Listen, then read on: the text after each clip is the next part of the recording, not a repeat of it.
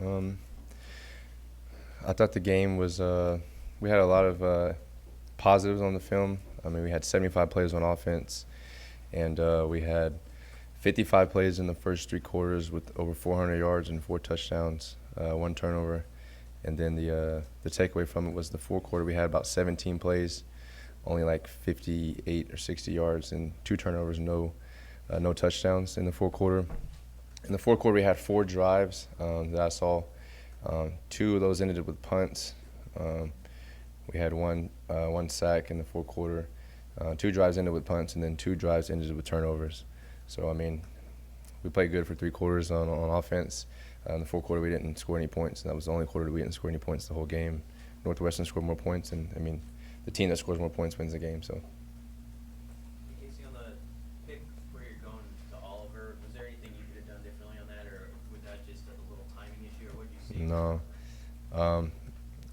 They went one high man on that play. It was 3rd and 9, I believe. We had just crossed the 50, so we're moving the ball well. And, no, I mean, he ran a good route. Like I said, it was one high man. I threw it right over the Mike linebacker. He tried to jump up and tip it. Ball went right over the linebacker's head. I threw it with timing and anticipation.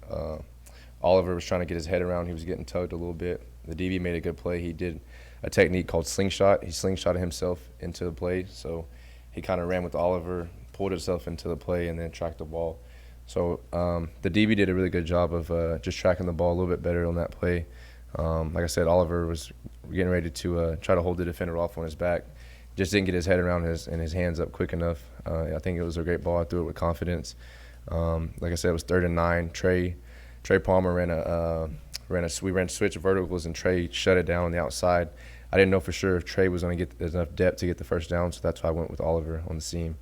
But no, I thought it was a good ball. Like I said, it's just unfortunate play, and the DB made a play on it. It's going to happen sometimes. Hey, Casey, how important is it this week just to get better balance and rhythm with the run game and the offense? Yeah, I mean, you have to be able to run the ball. Anytime you can run the ball and have success on the ground, that sets everything up. You know, you can control the clock, able to get ahead of the chains on 1st and 2nd down and not have to pass it. You know, we had 42 pass attempts. You know, going into the game, I don't know if we would like to have more or less than that, but whatever it takes to win on offense. But if we can establish a good run game, that's obviously going to help, you know, every team that we play. Casey, those specifics that you mentioned with Oliver on that pick, is that something where you go to him and want to talk, and you generally want to do with the receiver when there's a play where you don't mesh? I mean, I just asked him after the play, hey, what happened? I saw him the whole way. He was running. So, like I said, it was one high man. The safety's in the middle of the field. All I had to do was beat the linebacker with the throw. I threw it over the linebacker's head. There's nobody in the middle of the field. Oliver was one-on-one. He had the DB on his left shoulder, so I put the ball right here. The DB actually just reached around and kind of just grabbed it. I asked Oliver what happened. He said he was getting held a little bit and didn't get enough time to get his head around. I watched it on the replay, watched it on film as well. Right as the ball was in the air, Oliver's head was getting jerked this way. So when the ball was coming, he didn't get to get his head and eyes around. Is that pretty normal for you to have those conversations? Yeah, I mean, any incompletion, if it's my fault or the receiver's fault, I mean, I go over to the receiver right away and ask what happened. And then if it's just like a pure drop or say if I make a bad throw, I'll go over and tell him, hey, that's my bad. I got to put it in a better spot. Or if it's like a miscue, I'll go ask him, hey, what happened? What did you see on that? Did you see the coverage? How was he defending you? What kind of leverage did you have? Even whenever I don't throw it to certain receivers, I still go ask them after the play or on the sideline, did you win on this route?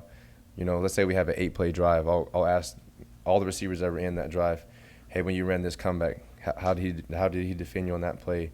What number was it to the field? You know, was it number 13? Was it number 2? Was it number 11? Different stuff like that. So I do that at practice every day. I also do it in the game. And when tempo's working and that first drive, you guys pretty clearly overwhelmed them. What's the line between making sure that you're using tempo the right way, and then those times when maybe you get off the field too quickly and it burns the defense? I mean, I think we did a good job of using the tempo to our advantage on Saturday. Obviously, you guys know we were moving the ball down the field. And up through like 2 or 3 quarters, we had 1 punt. So, I mean, we were moving the ball down the field. And like I said, we just turned the ball over, stopping ourselves. We went 75 plays, no penalties. That was the first time that we had a scrimmage or a game in a long time here at Nebraska with 0 penalties. I think we had like 1 sack, well, 2 technically because I tripped. But we had 1 sack the whole game. So, like I said, there's really a lot of positives and takeaways. But the tempo is something that we like to use to our advantage. We know how to slow down too, and control the clock when we need to. But like I said, we just have to establish a little bit better run game to be able to control the clock. Are there moments where you want to tell Whipple or Frost, hey, I can run the ball. If you need me to run this zone read, No, I can I mean, honestly, we practice run and pass plays during the week. Quarterback run, running back run plays. We practice inside zone, outside zone, scramble drill, drop back pass, play action, boot, sprint outs. I just tell them the night before the game we go over all the plays, and during the week, and they say, hey, are you good with this play or are you not? They ask me, is there anything you don't like? What are your favorite plays? I go into the game and say, I'll like everything. Whatever you call, I'll run it. So if they call a run play, I'll run the ball. If they call a pass play, I'm going to throw it. So, but no, I usually don't. Unless I know for sure I'm out on the field, because the coaches, if they're in the press box on the sideline, they don't see what the quarterback can see in the offensive line. We're actually out there. So if there's something that I know will work, I'll go tell them, like, hey, we should run this play. But no, I mean, I thought it was a pretty good game, good play calls. Like I said, it was 75 plays on offense, and not a lot of complaints about the play calls from my end. I think that every run and pass play that we had, we could have executed. We just have to make a few changes and adjustments. Casey, is it better to have a game right away to be able to kind of flush what happened last weekend as opposed to having to buy and Yeah. hang on a little longer? Yeah, I mean, right after the game, you feel defeated. But, I mean, as soon as you wake up on Sunday, at least for me and this team, I think it's important to try to move on. On Sunday, the main takeaway was to correct the issues, acknowledge the mistakes, but also, see what we did well and then improve on the positives. Yesterday's practice was very important for us as we went out on Monday's practice, just to try to stay positive, stay energetic, stay encouraged, and push one another to have a great practice. And we did a good job of that yesterday. We have good leadership on this team. We had a really good practice yesterday, had a great practice today as well. So, like I said, we're going to be fine. We just have to move forward. We can't let one game beat us twice. Like I said, today is Tuesday, and the game was, 2 days ago, 3 days ago. So we have to move on from it. What does North Dakota kind of look like on defense? Have you kind of gotten to figure them out yet? Yeah, I've watched them. I started watching them on Sunday evening, and they play really hard. They've had their defensive staff together for at least 3 years now. Number 3, their cornerback stands out on film. He's a very good athlete. They have 4 players from Nebraska, 3 players from Oklahoma. One of them came from NEO, junior college in Oklahoma. I'm very familiar with. And like I said, this is their first game. They're usually undefeated on their first game season openers. And I mean, they're a good football team. Watching the film, they had 11 games last year with they had either the lead or had a chance to take a lead in the fourth quarter. So can't take them lightly, but they run a lot of different coverages. They run a lot of different pressures and blitzes. They run 3-4 front. They run 4-3. So they've shown a lot of variety on film, but we'll be okay. I mean, we have to trust our training and just be able to know that we know football and we've practiced enough against all the different looks, so we'll be ready. What would it mean to get Omar Manning back to this offense?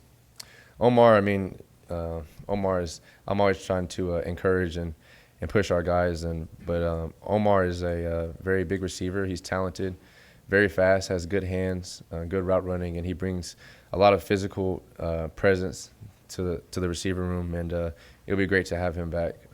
Like I said, he's a good receiver and he's a good player. So just building on his athleticism and his physical tools, and just getting him more confidence and more reps. I mean, it's week 2 or week 1 for us technically. Omar hasn't played in a game since last year. So last week was really good for all the guys that got to play, to get that game speed back and to get those live game reps.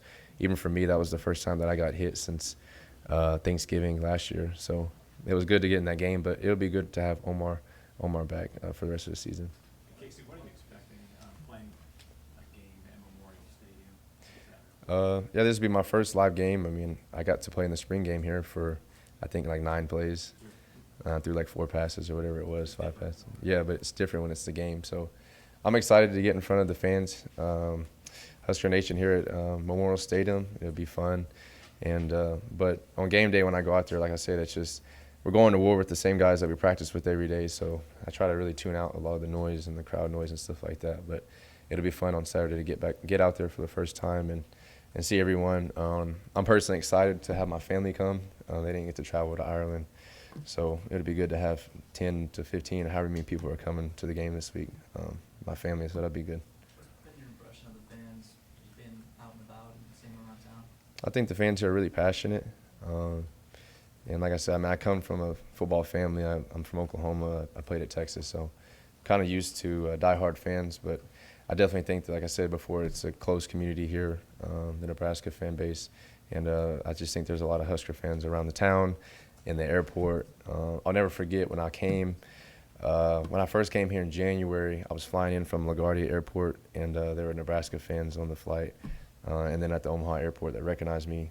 And that was before I had even announced it. I was trying to stay low-key, you know, but there's Nebraska fans everywhere. So I really enjoy it, and I'm very thankful and appreciative for the diehard fans. And I just ask everyone to, like I said, to stick with us. And inside the building, we're trying to stay positive. So that's the main thing. Casey, how's having his body reacclimated back to Central Time? How big of a deal is that to be fully back on track for Central? Yeah, honestly, I slept great on both flights. I took some sleep medicine, allergy pills, and I slept over 7 hours on the flight there. I only woke up because the flight attendant said we're landing, and then on the way back, I didn't have to take anything, but I slept again for at least 7.5 hours. So both flights, by the time we got there, I just stayed awake for the rest of the day and kind of got acclimated that way.